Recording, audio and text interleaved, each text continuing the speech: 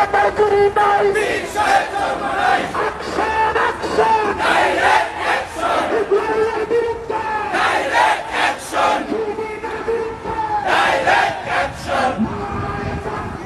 আল্লাহু আকবার। পীর সাহেব জন্মানায় ভয় করি না বুলেট বোমা, আমরা সবাই রসুল সেনা।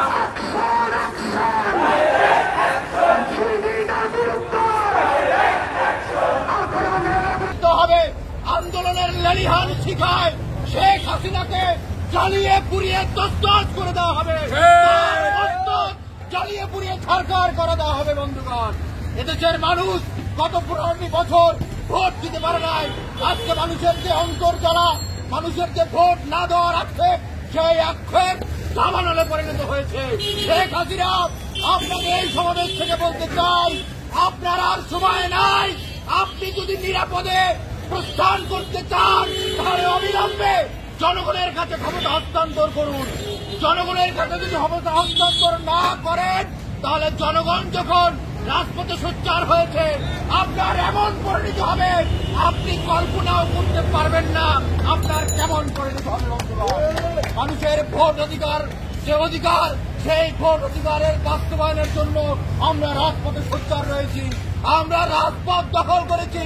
আমাদের দাবি মানুষের গণতান্ত্রিক অধিকার প্রতিষ্ঠা, দেশে গণতন্ত্র প্রতিষ্ঠা, মানুষের ভোট অধিকার প্রতিষ্ঠা।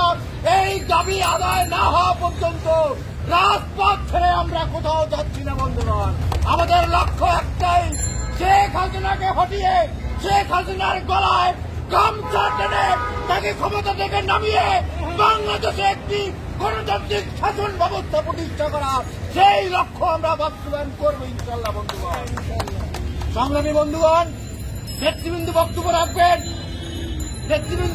রাখবেন, আগামী দিনের দিক নির্দেশনা দিবেন।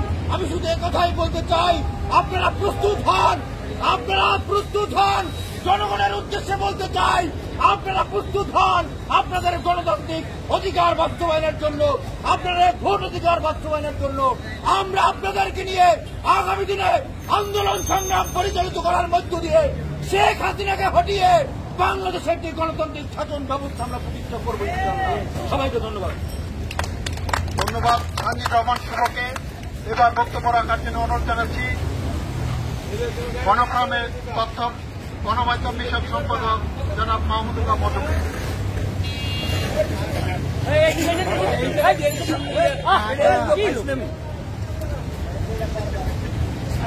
সরকারি কাম করতে করতে সরকার হয়ে গেছে। বিসমিল্লাহির রহমানির রহিম। সংগ্রামী নেতৃবৃন্দ, গণফোরাম বাংলাদেশ পিপলস পার্টি কর্তৃক আয়োজিত আজকের এই অবরোধ কর্মসূচির, সর্বাত্মক অবরোধ কর্মসূচির দ্বিতীয় দিনে এসে এই আরামবাগ, শাপলা চত্বর সহ সকল চত্বর মিলে জনগণকে সাথে নিয়ে অবরোধ সফল করার যে কর্মসূচি পালিত হয়েছে, সেই কর্মসূচি শেষে বিক্ষোভ মিছিলের শেষে বিক্ষোভ সমাবেশে উপস্থিত আছেন আজকের এই সমাবেশের সংগ্রামী প্রধান অতিথি, গণফোরামের বিপ্লবী সাধারণ সম্পাদক, শেখ হাসিনা সরকারের বিরুদ্ধে বলিষ্ঠ কণ্ঠস্বর বীর মুক্তিযোদ্ধা সিনিয়র অ্যাডভোকেট সুব্রত চৌধুরী।